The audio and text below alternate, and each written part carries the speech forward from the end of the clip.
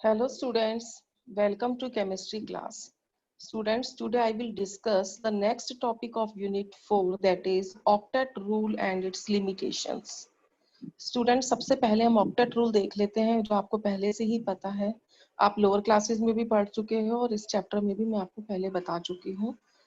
Students हमें पता है कि जो डिफरेंट एटम्स होते हैं वो आपस में कंबाइन होते हैं, इसलिए कंबाइन करते होते हैं, आपस में इसलिए जुड़ते हैं ताकि उनके आउटर मोस्ट शेल में 8 इलेक्ट्रॉन्स हो जाएं.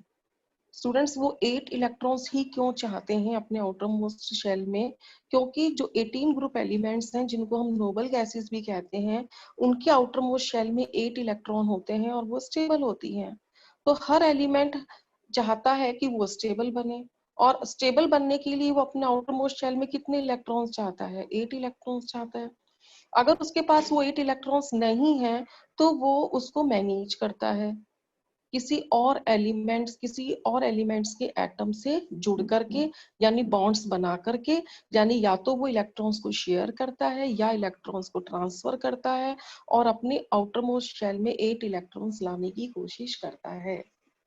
यही है स्टूडेंट्स ऑक्टेट रूल कि हर एलिमेंट नोबल गैस की तरह स्टेबल होने के लिए अपने वैलेंस शेल में 8 इलेक्ट्रॉन्स करने के लिए दूसरे एटम के साथ कंबाइन करता है, either by sharing of electrons और बाय ट्रांसफर ऑफ इलेक्ट्रॉन्स. ठीक है स्टूडेंट्स, ये तो एक जनरल बात थी. जो मेन टॉपिक है स्टूडेंट्स वो ये है लिमिटेशंस ऑफ ऑक्टेट रूल. इस ऑक्टेट रूल की क्या लिमिटेशन है, क्या कमियां हैं इसकी, क्या ड्रॉबैक्स हैं इसके? तो स्टूडेंट सबसे पहला ड्रॉबैक तो इसके अंदर यही हो गया, फॉर्मेशन ऑफ हाइड्रोजन या हाइड्रोजन लाइक कंपाउंड्स. स्टूडेंट्स हम सबको पता है कि जो हाइड्रोजन होती है उसके अंदर हम दो हाइड्रोजन के एटम होते हैं, दोनों के पास एक एक इलेक्ट्रॉन होता है और उसकी शेयरिंग होती है, और इस शेयरिंग के बाद दोनों हाइड्रोजन के वैलेंस शेल में कितने इलेक्ट्रॉन हो जाते हैं? 2. 8 तो नहीं होते. तो ऑक्टेट रूल तो वॉयलेट हो ही गया है यहाँ पे. अगर 8 इलेक्ट्रॉन्स की जगह ये 2 ही इलेक्ट्रॉन से स्टेबल हो रहा है तो इसका मतलब ऑक्टेट रूल नहीं लग रहा है, यहाँ ड्यूप्लेट बन रहा है. ड्यूप्लेट का क्या मतलब है कि वैलेंस शेल में 2 इलेक्ट्रॉन्स है, लेकिन फिर भी ये स्टेबल है स्टूडेंट्स, क्योंकि हाइड्रोजन जो है वो अपनी नियरेस्ट नोबल गैस हीलियम के क्लोज है, आ गया है. उसका हाइड्रोजन का जो इलेक्ट्रॉनिक कॉन्फ़िगरेशन है वो हीलियम की तरह हो गया, और हीलियम भी नोबल गैस है. वो बात अलग है कि हीलियम की कितने इलेक्ट्रॉन्स हैं? 2 है. ठीक है स्टूडेंट्स, इसी तरीके से अगर हम अगला केस देखें स्टूडेंट, तो एक और है इसके अंदर लिमिटेशन, और वो है formation of electron deficient compounds. Students electron deficient का मतलब क्या है? कि जिनमें इलेक्ट्रॉन की कमी हो, उनको हम कहते हैं इलेक्ट्रॉन डेफिशिएंट कंपाउंड्स. और इनमें अधिकतर केसेस किसके आते हैं? लेविस एसिड्स के आते हैं स्टूडेंट्स. जैसे कि BeCl2 है, इसमें से देखो स्टूडेंट जो मैंने स्टार लगा रखा है इसका क्या मतलब है? कि AlCl3 और BF3 दोनों लेविस एसिड की तरह वर्क करते हैं. स्टूडेंट्स यहाँ पर ये जो हम BeCl2 को अगर हम देखें तो इसके केस में पहले मैं आपको ये बता देती हूँ स्टूडेंट्स की लेविस एसिड किसे कहते हैं. स्टूडेंट लेविस एसिड वो होते हैं जो लोन पेयर एक्सेप्टर्स होते हैं, और जो लोन पेयर डोनर्स होते हैं वो लेविस बेस कहलाते हैं. तो जो ये AlCl3 और BF3 है ये दोनों लेविस एसिड की तरह बिहेव करते हैं, क्योंकि ये लोन पेयर एक्सेप्टर्स हैं, क्योंकि इनके वैलेंस शेल में जो सेंट्रल एलिमेंट है उसके वैलेंस शेल में 6 इलेक्ट्रॉन्स हैं, और 8 इलेक्ट्रॉन्स करने के लिए ये एक इलेक्ट्रॉन पेयर को क्या करते हैं? एक्सेप्ट करते हैं, और वो लोन पेयर लेते हैं, इसलिए इनको हम क्या कहते हैं? लेविस एसिड कहते हैं. ठीक है स्टूडेंट्स, एक बार हम डिस्कस कर लेते हैं कि यहाँ पर मैंने एक टेबल बना रखी है जो आपको एक्सप्लेन करेगी. यहाँ हमने 3 एग्जाम्पल लिए हैं स्टूडेंट्स. फर्स्ट एग्जाम्पल में BeCl2 लिया है, इसमें सेंट्रल एलिमेंट कौन हो गया? BeC का मतलब है सेंट्रल एलिमेंट.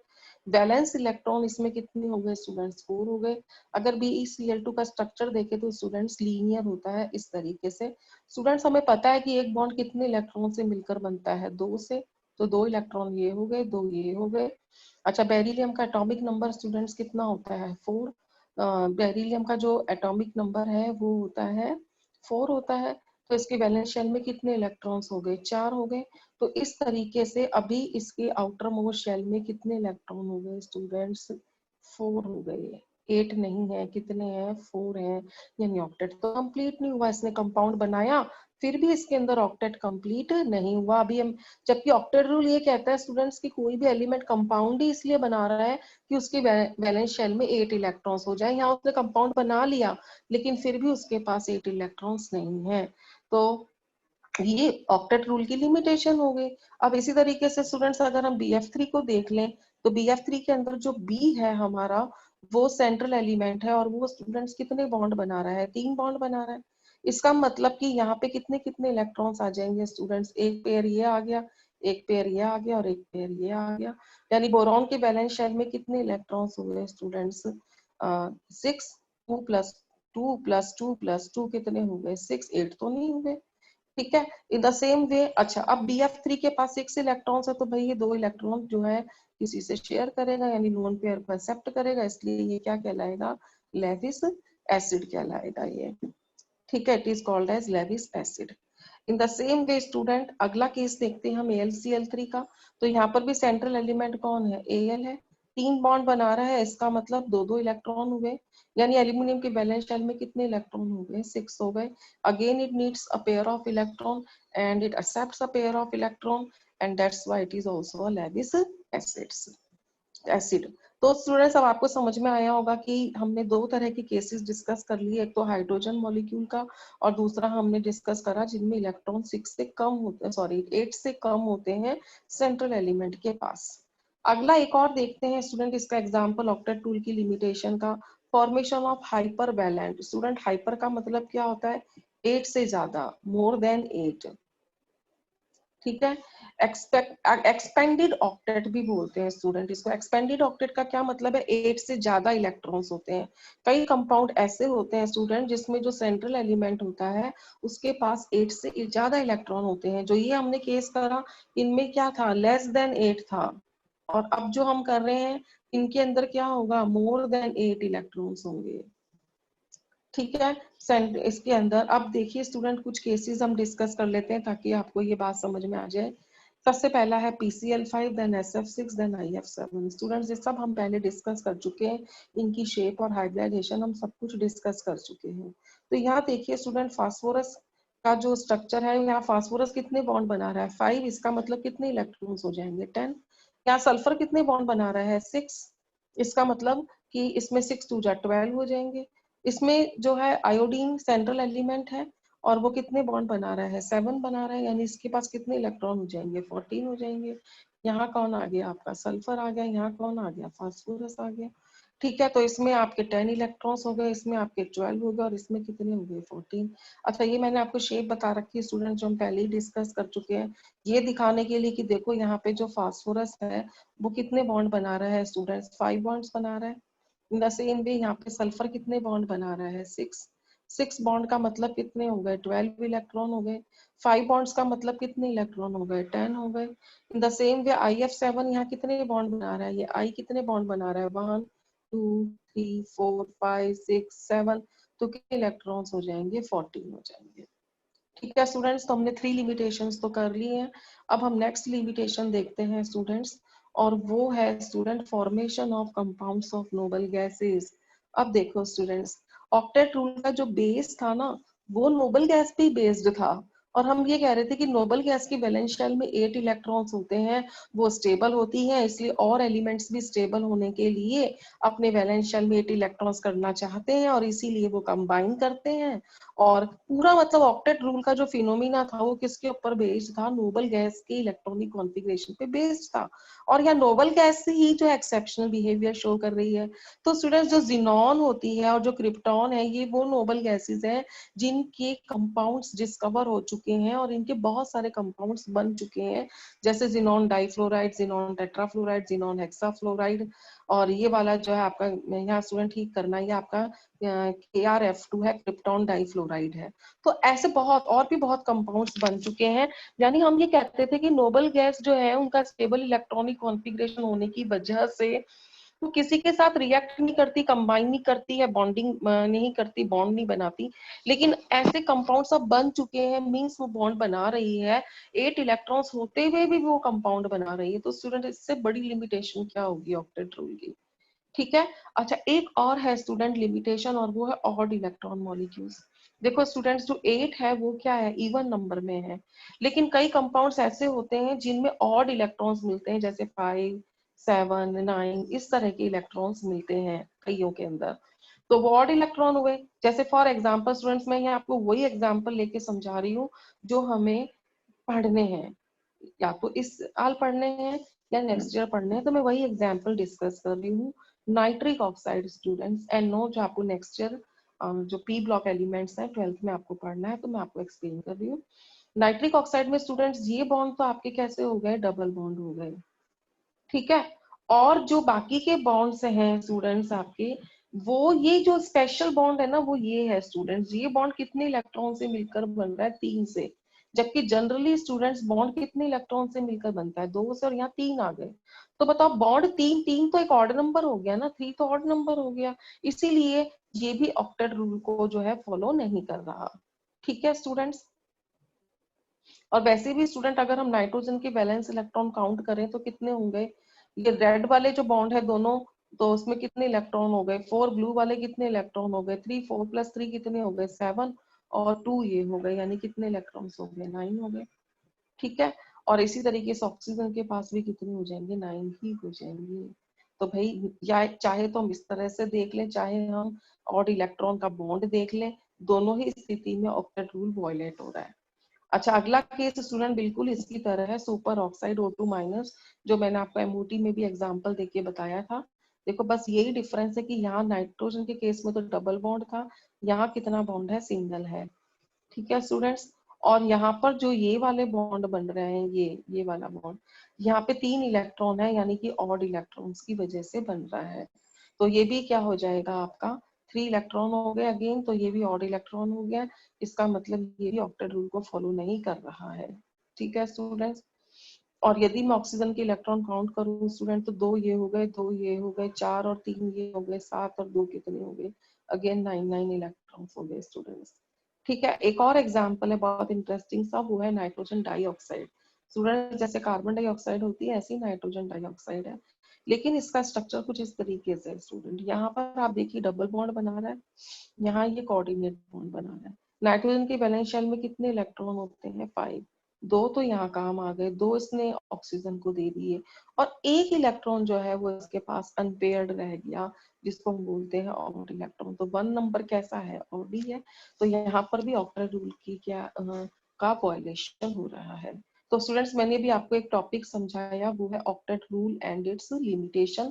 आई होप आपको समझ में आ गया होगा। यहाँ हमने 5 केसेस डिस्कस करे हैं, कुल मिलाकर के 5 केसेस डिस्कस करे हैं। अब हम नेक्स्ट टॉपिक करते हैं स्टूडेंट्स, और वो आता है स्टूडेंट्स हमारा Fajans rule. Is a very important students, अगर कॉम्पिटिटिव एग्जाम्स की आप तैयारी कर रहे हो तो ये टॉपिक बहुत इंपॉर्टेंट है, पार्शियल कोवेलेंट कैरेक्टर। देखो स्टूडेंट्स, बॉन्ड्स में अब तक हमने क्या पढ़ा था, कि बॉन्ड 2 तरह के पढ़े थे हमने, एक आयनिक पढ़ा था, एक हमने कोवेलेंट बॉन्ड पढ़ा था। उसके बाद स्टूडेंट कोवेलेंट का ही एक स्पेशल केस हमने पढ़ा था, और वो पढ़ा था हमने कोऑर्डिनेट बॉन्ड, ठीक है। अब देखो स्टूडेंट्स, हम पढ़ क्या रहे हैं, कि कोवेलेंट जो कंपाउंड होते हैं उनमें तो आ जाता है आयनिक कैरेक्टर, जैसे हमने HCl के केस में करा था। तो ये कोवेलेंट कंपाउंड है, लेकिन इसमें प्लस माइनस की वजह से, चार्ज सेपरेशन की वजह से कौन सा कैरेक्टर आ गया, आयनिक। अब हम स्टूडेंट क्या डिस्कस करेंगे इसके अंदर, कि वो एग्जाम्पल डिस्कस करेंगे, वो केसेस डिस्कस करेंगे जिसमें आयनिक कंपाउंड में किसका करेक्टर आ जाएगा, कोवेलेंट का करेक्टर आ जाएगा। यानी स्टूडेंट्स, कोवेलेंट कंपाउंड में आयनिक करेक्टर आ सकता है, और आयनिक कंपाउंड में कोवेलेंट करेक्टर आ सकता है। तो यहाँ हम डिस्कस करेंगे स्टूडेंट्स कि आयनिक कंपाउंड में कोवेलेंट करेक्टर कैसे आता है, ठीक है स्टूडेंट्स। तो इसके लिए अब आप देखिए, मैं आपको कुछ समझा देती हूँ। कुछ आयनिक कंपाउंड ऐसे होते हैं स्टूडेंट्स जो कि 100% आयनिक नहीं होते, वो 100% आयनिक नहीं होते हैं, ठीक है। और उनमें कुछ कोवेलेंट करेक्टर आ जाता है, और वो कैसे आता है, क्यों आता है, ये हम फाजान रूल से समझ सकते हैं, ठीक है। फाजान रूल क्या कहता है स्टूडेंट्स, कि अगर एक कैटायन जो है वो एनायन के पास आता है, तो एनायन का जो इलेक्ट्रॉन क्लाउड है उसको कैटायन की न्यूक्लियस अपनी तरफ अट्रैक्ट करती है, जिसकी वजह से एनायन का जो इलेक्ट्रॉन क्लाउड होता है वो डिस्टॉर्टेड हो जाता है। डिस्टॉर्टेड होने का मतलब क्या है, कि पहले इलेक्ट्रॉन क्लाउड ऐसा था और अब वो ऐसा हो जाएगा, ठीक है। यानी मतलब कि वो अपनी शेप चेंज कर लेगा। इस इफेक्ट को हम क्या कहते हैं? Polarisation of anion. और अच्छे से समझा देती हूँ स्टूडेंट्स मैं आपको ये कि सपोज करो कि हमने एक क्या ले लिया स्टूडेंट्स, एनायन ले लिया। ये एक एनायन है और ये एक क्या है? कैटायन है। ठीक है स्टूडेंट्स। अब हमें पता है कि एनायन की वैलेंस शेल में क्या होंगे? इलेक्ट्रॉन्स होंगे। कैटायन की वैलेंस शेल में भी क्या होंगे? इलेक्ट्रॉन्स होंगे। जब दोनों क्लोज आएंगे तो कैटायन की न्यूक्लियस इन इलेक्ट्रॉन्स को अपनी तरफ खींचेगी। इनको जब वो अपनी तरफ अट्रैक्ट करेगी स्टूडेंट्स, तो ये इस शेप में आ जाएगा, ओवल शेप में आ जाएगा। Oval shape shows that it is distorted. ही अब डिस्टॉर्टेड हो गया है, यानी कि इसके इलेक्ट्रॉन यहाँ शिफ्ट हो गए हैं। ठीक है स्टूडेंट्स। अब वो यहाँ हो गए तो ये यहाँ पे इसके इलेक्ट्रॉन है कैटायन के, ये कैटायन के, ये एनायन के, दोनों एक दूसरे के क्या आ जाएंगे? पास आ जाएंगे। और न्यूक्लियस के पास आने की वजह से इन एनायन के इलेक्ट्रॉन्स का क्या हो जाएगा? न्यूट्रलाइजेशन हो जाएगा। पॉजिटिव और नेगेटिव के बीच में न्यूट्रलाइजेशन हो जाएगा। और न्यूट्रलाइजेशन की वजह से चार्ज कम हो जाएगा। चार्ज कम होने की वजह से आयनिक करैक्टर कम हो जाएगा। आयनिक करैक्टर कम होने की वजह से उसमें कोवेलेंट करैक्टर डेवलप हो जाएगा। ठीक है स्टूडेंट्स। अब देखो स्टूडेंट्स, यहाँ हमें 2-3 टर्म समझनी है।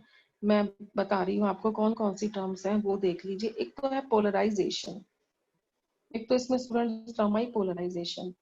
एक इसके अंदर टर्म आएगी पोलराइजेशन पावर, और एक टर्म आएगी पोलराइजेबिलिटी। हमें ये तीनों को समझना है। अभी स्टूडेंट्स मैंने आपको बताया कि कैटायन एनायन को जब अपनी तरफ अट्रैक्ट करता है तो कैटायन जो है वो एनायन के इलेक्ट्रॉन्स को डिस्टॉर्टेड कर देता है।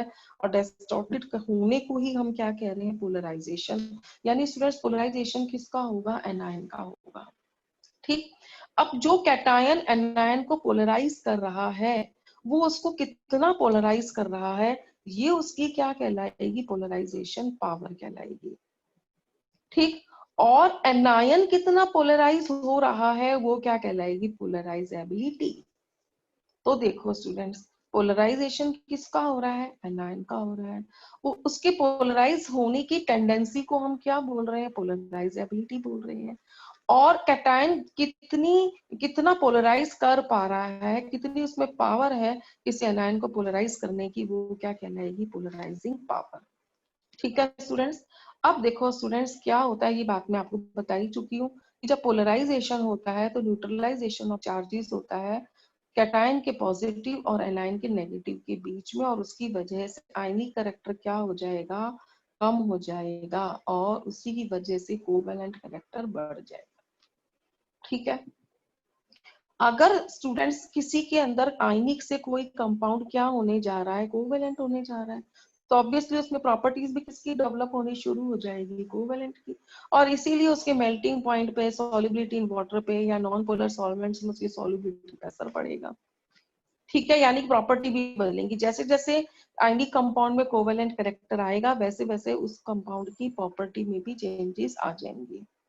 ठीक है स्टूडेंट्स। अब देखो ये सबसे ज्यादा समझने की बात है स्टूडेंट। कैटायन की जितनी ज्यादा पोलराइजेशन पावर होगी, एनायन उतना ही ज्यादा पोलराइज होगा, और चार्जेस उतने ही ज्यादा न्यूट्रलाइज होंगे, आयनिक करैक्टर उतना ही कम होगा, और कोवेलेंट करैक्टर उतना ही बढ़ जाएगा। ठीक है स्टूडेंट्स। चलिए अब हम आगे देखते हैं स्टूडेंट्स कि कौन से ऐसे फैक्टर्स हैं जो कि इफेक्ट करते हैं पोलराइजेशन को, यानी कि कोवेलेंट करैक्टर को। Covalent character is favoured by, किस किस के द्वारा फेवर होता है? Number 1, size of anion. अगर साइज ऑफ एनायन बढ़ेगा तो स्टूडेंट्स कोवेलेंट करैक्टर बढ़ेगा। बताओ क्यों? अगर एनायन का साइज बड़ा है तो जो इसके इलेक्ट्रॉन है वो कैटायन के क्लोज आएंगे तो इसका जल्दी पोलराइजेशन हो जाएगा। अच्छा, कैटायन का साइज स्टूडेंट्स छोटा होना चाहिए, क्योंकि देखो कैटायन का साइज जितना ज्यादा छोटा होगा ना, पॉजिटिव चार्ज की डेंसिटी जो है ना वो उतनी ही ज्यादा हो जाएगी। पॉजिटिव चार्ज डेंसिटी उतनी ही ज्यादा हो जाएगी, यानी कि जो कैटायन है वो इलेक्ट्रॉन्स को ज्यादा अपनी तरफ अट्रैक्ट कर पाएगा। तो एनायन का ज्यादा पोलराइजेशन होगा, चार्जेस का ज्यादा न्यूट्रलाइजेशन होगा, और इस तरह से कोवेलेंट करैक्टर डेवलप हो जाएंगे। ठीक है स्टूडेंट्स। अगर कैटायन, अब हमने 3 बातें कर ली, 2 बातें कर ली स्टूडेंट, साइज ऑफ एनायन की बात कर ली हमने, साइज ऑफ कैटायन की बात कर ली। अब स्टूडेंट्स चार्ज की बात करते हैं कि जितना भी ज्यादा चार्ज होगा, चाहे वो कैटायन हो चाहे वो एनायन हो, उनके ऊपर जितना ज्यादा चार्ज होगा ना, उतनी ही ज्यादा पोलराइजेशन पावर उनकी बढ़ जाएगी, यानी कोवेलेंट कैरेक्टर बढ़ जाएगा। और लास्ट में स्टूडेंट्स देखो कि इलेक्ट्रॉनिक कॉन्फ़िगरेशन पे भी ये डिपेंड करता है। अगर वैलेंस शेल में 18 इलेक्ट्रॉन्स हैं तो कैटायन के वैलेंस शेल में 18 इलेक्ट्रॉन्स हैं तो उसकी पोलराइजेशन पावर ज्यादा होगी। और अगर कैटायन के पास में 8 इलेक्ट्रॉन्स हैं तो उसकी पोलराइजेशन पावर क्या हो जाएगी, कम। और अगर 18 इलेक्ट्रॉन्स हैं तो उसकी पोलराइजेशन पावर क्या हो जाएगी, मोर हो जाएगी, ज्यादा हो जाएगी। तो इन बातों को ध्यान में रख के स्टूडेंट्स हम कुछ रीजनिंग्स को एक्सप्लेन करते हैं। जैसे कि हमें ये केस दिया, तो देखो स्टूडेंट उसमें कैटायन तो सब सेम है, डिफरेंस किस में है, एनायन में है। ठीक है, यानी एनायन इफेक्ट करेगा किसको, कोवेलेंट कैरेक्टर को। यहाँ हमने स्टूडेंट्स बताया है इंक्रीजिंग ऑर्डर बताया है हमने, क्या सॉरी डिक्रीजिंग ऑर्डर बताया है हमने कोवेलेंट कैरेक्टर का। यानी सबसे ज्यादा कोवेलेंट कौन होगा इसके अंदर, आई होगा, आयोडाइड होगा। क्यों स्टूडेंट्स, क्योंकि आई जो है वो एनायन है इस केस में, और उसका साइज सबसे बड़ा है। हमें पता है स्टूडेंट FCl Br अगर हम डाउन द ग्रुप जाते हैं तो साइज क्या होता है, इंक्रीज होता है। और अगर एनायन का साइज इंक्रीज होगा तो कोवेलेंट कैरेक्टर बढ़ेगा। अगला रीजनिंग देखते हैं स्टूडेंट्स, ये वाली। इसमें हमने कोवेलेंट कैरेक्टर का इसमें ज्यादा होता है। देखो स्टूडेंट Cl तो इसमें सेम है, यानी फैक्टर इसमें कौन होगा, कैटायन होगा। तो हमने सबकी वैलेंसी देखी, सोडियम की वैलेंसी +1 है, Mg+2 है। अभी हमने स्टूडेंट्स कहा था कि अगर चार्जेस बढ़ते हैं, चाहे कैटायन के बढ़े चाहे एनायन के बढ़े, तो पोलराइजेशन इफेक्ट बढ़ेगा और उसकी वजह से कोवेलेंट कैरेक्टर भी बढ़ेगा। अगला केस देख लेते हैं स्टूडेंट्स, यहाँ पर हम कॉपर CuCl एंड NaCl का केस देख लेते हैं। तो स्टूडेंट्स अगर हम कॉपर का इलेक्ट्रॉनिक कॉन्फ़िगरेशन देखेंगे तो वैलेंस शेल में कितने इलेक्ट्रॉन आएंगे, 18 आएंगे। जबकि इस केस के अंदर सोडियम के अंदर कितने इलेक्ट्रॉन हो जाएंगे, Na+Cl-। तो सोडियम के अंदर स्टूडेंट्स कितने इलेक्ट्रॉन आ जाएंगे, 281 पढ़ा था हमने लोअर क्लासेस। अगर Na+ बन रहा है तो ये 1 चला जाएगा, यानी कितने इलेक्ट्रॉन रह जाएंगे वैलेंस शेल में, 80 रह जाएंगे। ठीक है स्टूडेंट्स, तो इस तरीके से अगर हम ऐसे ही कॉपर का लिखते हैं स्टूडेंट्स तो क्या आता है, 1s2 2s2 2p6 3s2 3p6 3p क्या आ जाएगा स्टूडेंट्स, यहाँ पे 6 आ जाएगा, ये 2 आ गया। pp के बाद में स्टूडेंट्स इसमें क्या आएगा, 4s आ जाएगा। अब कॉपर की वैलेंसी यहाँ कितनी है, +1 है, यानी एक इलेक्ट्रॉन 4s में से निकल जाएगा, यानी इसमें क्या आ जाएगा स्टूडेंट, 3d आ जाएगा। 3d में कितने इलेक्ट्रॉन हो गए, इसमें 10 हो गए।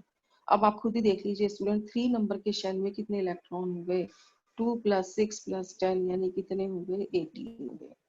तो स्टूडेंट सोडियम क्लोराइड में जो सोडियम है ना, इसके वैलेंस शेल में 8 इलेक्ट्रॉन है, और CuCl के Cu के वैलेंस शेल में कितने इलेक्ट्रॉन है, 18 है। तो मैं ये बताना चाह रही हूँ स्टूडेंट्स की जब वैलेंस शेल में 18 इलेक्ट्रॉन होते हैं ना, तो उसकी उस कैटायन की पोलराइजेशन पावर ज्यादा होती है, और इसीलिए उसके द्वारा बनने वाला कंपाउंड ज्यादा कोवेलेंट होता है। ठीक है स्टूडेंट्स, आई होप आपको दोनों टॉपिक समझ में आ गए होंगे स्टूडेंट्स। फर्स्ट टॉपिक में मैंने ऑक्टेट रूल और उसकी लिमिटेशन डिस्कस करी, और सेकंड के अंदर मैंने आपको फाजान रूल बताया। फाजान रूल की हेल्प से स्टूडेंट्स हम ये बता सकते हैं कि किसी भी आयनिक कंपाउंड में कितना कोवेलेंट कैरेक्टर है, और किस में कितना है, किस में ज्यादा है, किस में कम है।